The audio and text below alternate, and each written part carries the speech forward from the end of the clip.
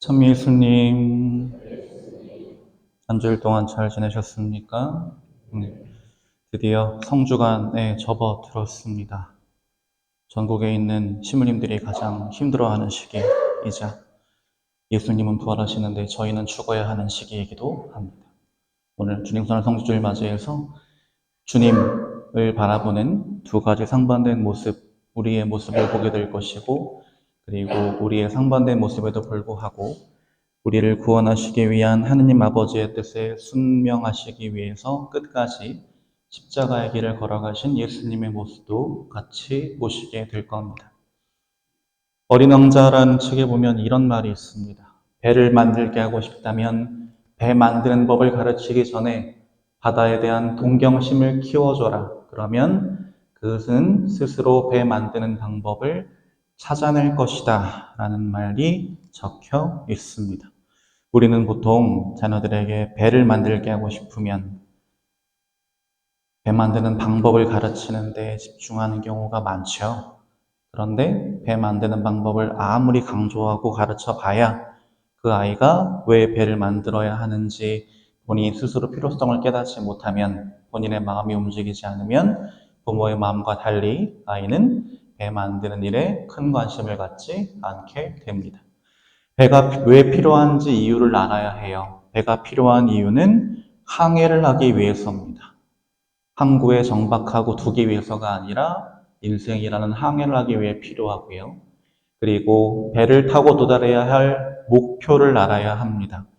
그 목표를 알지 못하면 그 목표가 얼마나 좋은 곳인지, 그 목표가 나에게 어떤 의미가 있는 곳인지를 알지 못하면 굳이 배를 타고 떠나는 수고를 하려고 하지 않지요.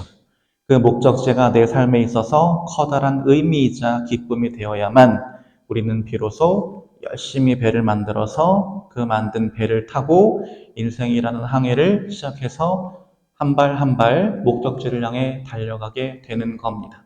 그렇지 않는다면 우리는 배 만드는 작업을 중간에 포기해버리거나 혹은 운 좋게 배를 다 만들었다고 할지라도 그 항해를 중간에 포기해버리고 망망대해를 표류하게 될지도 모릅니다. 그래서 우리는 이 배 만드는 방법에 대한 이야기를 하기 전에 먼저 이 배에 대한, 그리고 바다에 대한 동경과 희망과 기쁨을 마음속에 간직해야 하는 것이죠. 그것은 사실 신앙생활이라고 하는 부분도 마찬가지예요. 우리가 누군가를 배, 신앙이라고 하는 배를 타고 세상이라는 바다를 건너서 참된 행복의 세상, 즉 하느님 나라에 도달하도록 이끌어주고 싶다라고 한다면 그 사람한테 계명을 얘기하고 복음 말씀의 의미에 대해서만 열심히 얘기하고 교회에서 지켜야 될 의무와 교회 법에 대해서만 얘기하고 해봐야 와닿는 게 아무것도 없어요. 하느님 나라가 얼마나 좋은 곳인지, 그 나라에서 이루어지는 기쁨의 잔치가 얼마나 흥겹고 행복한 것인지를 마음속에 심어주고 그 사람으로 하여금 하느님 나라에 대한 동경, 하느님 나라에 대한 희망을 심어주어야만 그 사람은 그 희망의 힘으로 이 신앙생활이라고 하는 여정을 한 발 한 발 나아가게 되는 것입니다. 제가 이 말씀을 왜 드리느냐 하면 예수님께서 하고자 하셨던 일이 바로 그런 일이었기 때문이에요. 예수님은 우리에게 하나님 나라에 가는 방법만 알려주려고 하신 게 아닙니다. 그리고 그것이 오늘 우리가 처음에 읽지는 않았지만 원래 읽었어야 할 예루살렘 입성복음에서 사람들이 저렇게 예수님을 환영하는 이유이기도 합니다. 예수님께서 갈릴레아에서 전교 활동을 마치시고 나서 드디어 마지막 십자가의 길을 걸으시기 위해서 예루살렘에 입성하실 때 예루살렘 주민들은 예수님에 대한 수많은 소문을 듣고 그분에 대한 희망과 기대에 가득 차서 예수님을 저렇게 기쁘게 맞이했습니다. 호산나, 주님의 이름으로 오시는 분은 복되시어라 하고 기쁘게 맞이했고요. 성화를 잘 보시면 사람들이 손에 나뭇가지 하나를 들고 있는 모습을 보실 수 있을 겁니다. 오늘 우리도 미사 중에 나뭇가지 축성을 받았죠. 원래는 저대 들었던 나무는 이제 빨마가지라고 해서 로마의 개선 장군이 전쟁에서 승리하고 돌아왔을 때 그 장군을 환영하는 의미로 흔드는 나뭇가지였는데 우리나라에서는 이게 아마 편백나무 이파리랑 가지일 건데 나무가지가 좀 바뀌었죠. 그리고 이 사람들이 잘 보시면 바닥에 뭔가를 깔고 있어요. 뭘 깔고 있을까요? 왜 그 영화제 같은 데 가면 아주 유명한 여배우들이 이 길을 걷기 전에 바닥에다가 레드카펫 까는 거 보신 적 있죠? 그거 왜 까는 걸까요? 환영하는 의미이기도 하고 이 영화제에 와준 거를 기뻐하는 의미이기도 하고 그게 사실은 여기서 많이 비롯된 거기도 한데요. 자기 겉옷을 벗어서 바닥에 펼쳐놓은 거예요. 근데 제가 예전에 한번 강론 시간에 이스라엘 사람들에게 이 겉옷이라고 하는 게 얼마나 큰 의미인지 말씀드렸던 적이 있을 겁니다. 지금처럼 옷을 만드는 기술이 발달했던 때가 아니에요. 그리고 없는 사람들은 옷 한 벌 갖기도 쉽지 않았어요. 겉옷은 그 사람을 햇빛을 막아주는 천막이자 추울 때 덮고 자는 이불이자 맹수나 동물이나 아니면 여러 가지 가시나 그런 것들부터 몸을 지켜주는 갑옷의 역할까지 하는 거의 없는 사람들에게는 전지상과 같았던 물건이 바로 겉옷이라는 물건이었어요. 근데 지금 그걸 바닥에 깔고 있는 겁니다. 누가 시켜서 억지로 까는 게 아니에요. 자기가 마음에서 우러나서 깔았어요. 왜 깔았을까요? 그만큼 예수님을 환영하는 기쁨이 컸고 예수님께 기대하고 희망하는 바가 컸기 때문입니다. 내가 지금 나의 전부라고 할 수 있는 겉옷을 내어놓지만 내가 이렇게 그분을 위해서 나의 전부인 겉옷을 내어드리면 이분의 나라가 왔을 때 내가 훨씬 더 큰 보상으로 돌려받을 수 있을 거야 라는 기대를 가지고 사람들은 기꺼이 예수님을 위해 자기들의 겉옷을 내놓았던 것입니다. 그랬던 이유는 예수님께서 당시 이스라엘 사람들을 아주 힘들게 만들었던 바리사이나 율법학자들처럼 율법이나 계명만 강조하면서 사람들을 힘들게 만드는 복음을 전하시지 않았기 때문입니다. 예수님은 그들에게 어기지만 않으면 되는 율법, 벌받지 않기 위한 계명을 가르치신 적이 없습니다. 이건 아까 제가 처음 말씀드렸던 배 만드는 방법에 해당하는 부분이죠. 대신 예수님은 사람들에게 뭘 주고자 하셨느냐?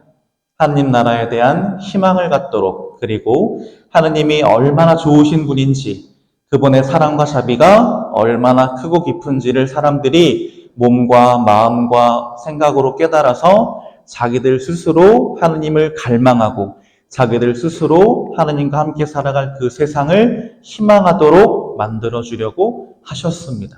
예수님이 3년이라고 하는 공생활 기간 동안에 하신 일들은 사실 다 모두 이것을 위한 일들이었어요. 사람들이 하느님 나라에 대한 희망을 간직하게 만드는 일. 뭐가 있을까요? 첫 번째는 병자의 치유가 있을 겁니다. 그때 당시 사람들은 병에 걸리는 이유가 죄를 지어서 하느님으로부터 벌을 받아서 니네가 그렇게 아픈 거야 라는 생각을 갖고 있었는데 그 질병을 치유해 주심으로써 하느님은 너희를 그렇게 벌 주시는 분이 아니야.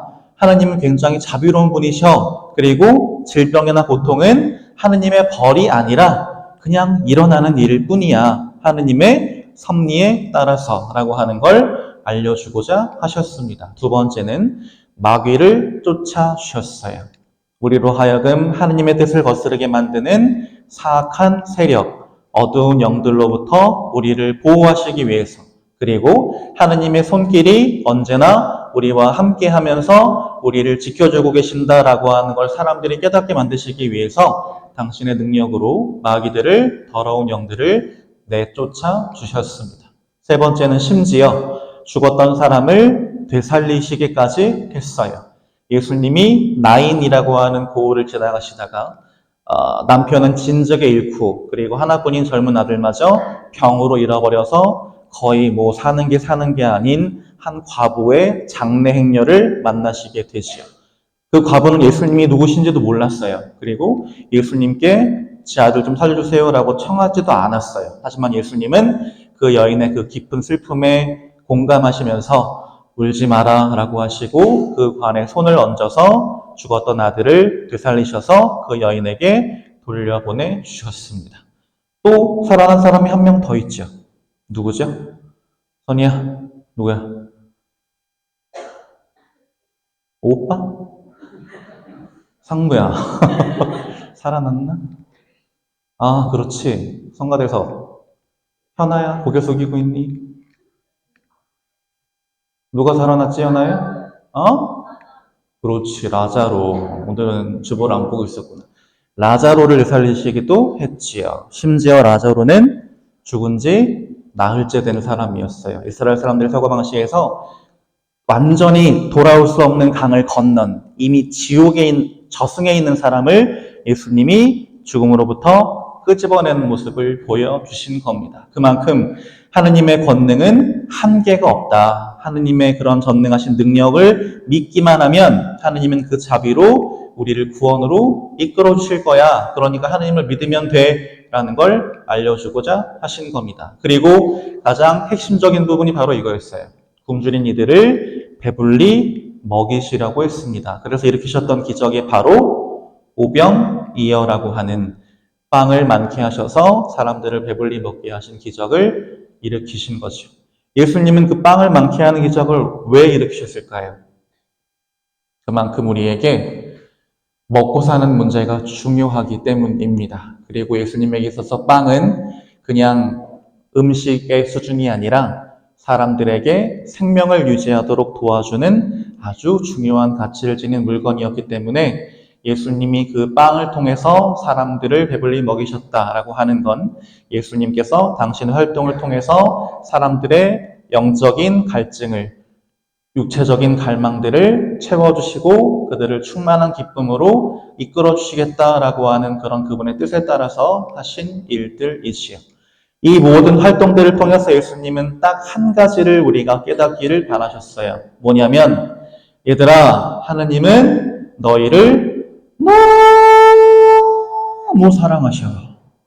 그러니 지금 조금 힘들고 지금 조금 괴롭고 슬프고 그래도 절망하지 마. 니네가 먼저 포기만 하지 마. 그러면 하느님이 당신의 사랑으로 당신의 놀라운 섭리로 너희를 참된 기쁨으로 이끌어 가실 거야 라는 걸 보여주려고 하셨던 행동들이었습니다. 그리고 예수님은 이런 예수님의 행동들을 통해서 그분의 표징들을 통해서 깨달았어요. 아, 내가 이분을 믿고 따르기만 하면 하느님 아버지에게 나를 온전히 투신하기만 하면 고통과 불행은 거기서 끝나고 참된 기쁨과 행복이 시작되겠구나.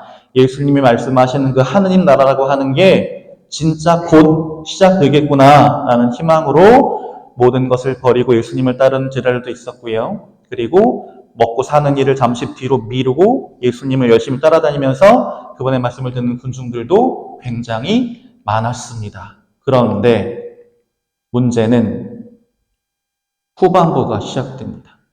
그만큼 예수님께 큰 기대와 희망을 걸었었는데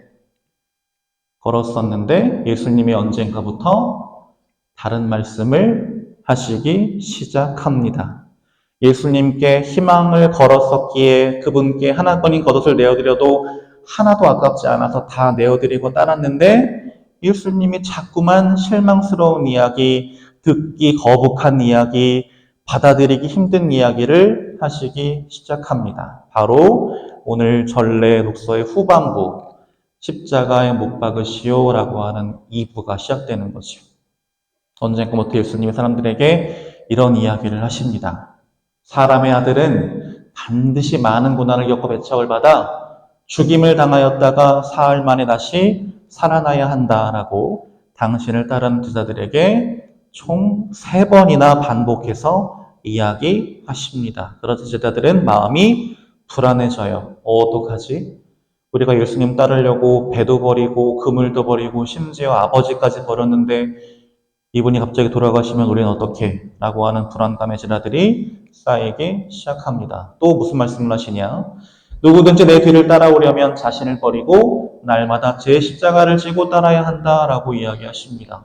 뭐지? 우리가 예수님을 통해 얻고자 했던 건 영광이었는데, 기쁨이었는데, 승리였는데 왜 갑자기 십자가를 얘기하시고 왜 갑자기 고통을 이야기하시지? 라는 의구심이 생기기 시작하죠. 그리고 이런 말씀도 하세요. 악인에게 맞서지 마. 오히려 누가 너의 오른뺨을 치거든 다른 쪽 뺨마저 돌려대렴이라고 가르치시기 시작합니다.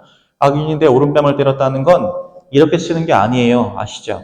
오른손으로 치면 어느 뺨 맞아요? 왼뺨 맞아요. 오른손으로 쳤는데 오른뺨을 맞은 건 제가 말씀드렸죠. 야, 이거는 분노인데 이건 뭐예요? 대놓고 모욕이에요. 치욕을 주려고. 야, 똑바로 안 하냐? 근데 그 악인한테 반대쪽 뺨마저 돌려대라고 하시는 거예요. 이게 뭐야? 라는 생각을 당연히 하게 되지요. 우리는 그렇게 안 배웠는데, 원수한테는 복수해도 된다고 배웠는데, 분명히 율법에 내가 받은 만큼 돌려주라고 했는데, 이 양반 왜 이상한 소리 하지? 라는 생각을 하기 시작합니다. 그리고 도저히 받아들일 수 없는 말씀. 너희는 원수를 사랑하여라. 그리고 너희를 박해하는 자들을 위하여 기도하여라. 라고 말씀하십니다. 이 말씀이 아마 가장 받아들이기 힘들었을 거예요. 왜냐하면 이스라엘 사람들은 오랜 세월에 걸쳐서 외세의 침략을 받고 그들로부터 고통을 겪고 있었기 때문입니다. 예수님이 사시던 그 시대에도 이스라엘 사람들에게는 원수가 하나 있었어요. 누굴까요? 로마 사람들. 그리고 그 로마에 붙어서 자기들의 피를 빨아먹는 세리 같은 앞잡이들. 이 사람들은 당연히 미워해야 하고 어떻게든 이놈들에게 복수하는 날만 꿈꾸고 있었는데 이놈들을 위해서 기도를 해주래요. 그리고 용서하래요. 그래서 사람들은 도저히 이제는 예수님의 말씀을 받아들이기 힘든 지경에 이릅니다. 마음이 혼란스러웠어요. 이분 우리에게 분명히 기쁨과 희망을 주었던 분인데 왜 갑자기 이러시지? 이 분을 따르기만 하면 그때부터 고통 끝, 행복 시작일 줄 알았는데 세상에서 부귀영화를 누릴 줄 알았는데 뭐야? 왜 갑자기 고통을 얘기하시고 박해를 얘기하시고 십자가를 얘기하시고 죽음을 얘기하시는 거야? 불안하게 라는 생각이 들자 더 이상 예수님을 따르기가 그분의 말씀을 받아들이기가 두려워졌던 겁니다. 그래서 반전이 일어나죠. 어떤 반전이? 환호에서 분노로 바뀌었고요. 그들이 예수님을 맞이할 때 흔들었던 종려나무 가지는 그분의 등에 있는 살을 핥혀내는 채찍으로 바뀌었고요. 그리고 그분을 위해서라면 겉옷까지도 기꺼이 내어드릴 수 있었던 그 호의는 나중에 예수님의 속옷 하나까지 싹 다 뺏어가는 악의로 바뀌어 버립니다. 그런데 이 모든 일들이 일어나기까지 얼마나 걸렸을까요? 3일 걸렸어요. 3일. 네. 예수님을 위해서라면 무엇이든 다 할 것처럼 환호하던 그들이 십자가에 못 박으시오라고까지 하기까지 딱 사흘 걸렸습니다. 이게 우리에게 시사하는 바가 크지요. 그리고 바로 이 모습이 우리의 모습입니다. 예수님을 두고 십자가에 못 박으시오라고 이야기하는 우리의 모습. 아까 아침에 주일학교 미사를 하는데 제 아이들이 예전에는 요 군중 부분을 읽어달라고 하면 쭈뼛쭈뼛거리고 잘 안 읽었거든요. 근데 오늘은 웬일로 선생님이랑 연습하는데 십자가에 못 박으시오 하고 굉장히 크게 얘기하는 거예요. 근데 미묘한 감정이 들었어요. 왜냐면 크게 얘기해 주는 건 좋은데 애들이 마치 그 십자가에 못 박으시오를 재밌는 이벤트처럼 느끼는 것 같아가지고 야 십자가에 못 박아라 이런 느낌을 하는 것 같아가지고 아무튼 중요한 건 그게 아니라 이게 우리의 모습이라는 거예요. 십자가에 못 박으시오라고 말하는 어떨 때 우리는 예수님을 십자가에 못 박으시오라고 말할까요? 어떤 때 우리는 예수님을 십자가에 못 박으려고 할까요? 오늘 돌변한 군중들의 모습에 힌트가 나와 있습니다. 어떨 때? 화장실 들어갈 때와 나올 때가 다르다고 하죠. 주님께 기대하는 게 있고 바라는 게 있었을 때 주님을 잘 따르기만 하면 그분이 내가 원하는 거, 내가 바라는 거 다 이루어질 것 같았을 때는 주님을 위해서라면 무엇이든 다 할 것처럼 비굴하게 구는 우리들입니다. 그런데 보니까 그게 아니네. 내가 원하는 걸 들어주시는 분이 아니라 당신이 원하는 걸 들어주신다네. 뭐야, 그분을 따른다고 해서 세상의 부귀영화를 얻는 게 아니네. 심지어 신앙생활을 한다는 이유로 더 힘들고 더 복잡하고 더 고통스러운 것들도 많네. 라는 생각을 하는 순간 그때부터는 예수님을 믿는 게 기쁨이 아니라 고통이 되고 그분을 따르는 것이 손해로 느껴지고 그 길을 계속 걷다 보면 내가 망하겠구나 라는 생각이 들어서 나도 모르게 태도를 바꾸어서 그분께 못질을 하게 되는 겁니다. 나 내버려 둬. 내 삶에 관여하지 마. 예수님, 제가 알아서 살게요. 각자 갈 길 갑시다. 라고 하는 거죠. 마치 더러운 영이 예수님께 했던 것처럼. 나자렛 사람 예수님, 당신께서 우리와 무슨 상관이 있습니까? 우리를 멸망시키러 오셨습니까? 라고 말했던 그 더러운 영처럼. 예수님, 당신 따르면 좋은 일이 있을 줄 알았는데, 당신 따르면 기쁜 일만 생길 줄 알았는데, 이게 뭐예요? 이럴 줄 알았으면 나 신앙생활 시작 안 했지. 라는 마음이 들고 그분께 등을 돌리게 되는 겁니다. 그게 우리의 모습인 거죠. 그렇게 하는 이유는 무엇이냐? 당연히 라는 생각을 마음에 품고 있기 때문입니다. 내가 주님을 믿고 따르는데, 내가 그분을 위해서 내놓고 봉사하고 희생하는데, 당연히 내 앞에는 고통이 없어야지. 당연히 내 앞은 꽃길만 있어야지. 당연히 나는 예수님을 안 믿는 사람보다 뭐가 나아도 나아야지. 라는 생각을 갖고 있기 때문입니다. 그러다 보니 예수님을 주님이라고 입으로는 부르고는 있는데 그분 뜻에 순명하려는 마음보다는 어떤 마음?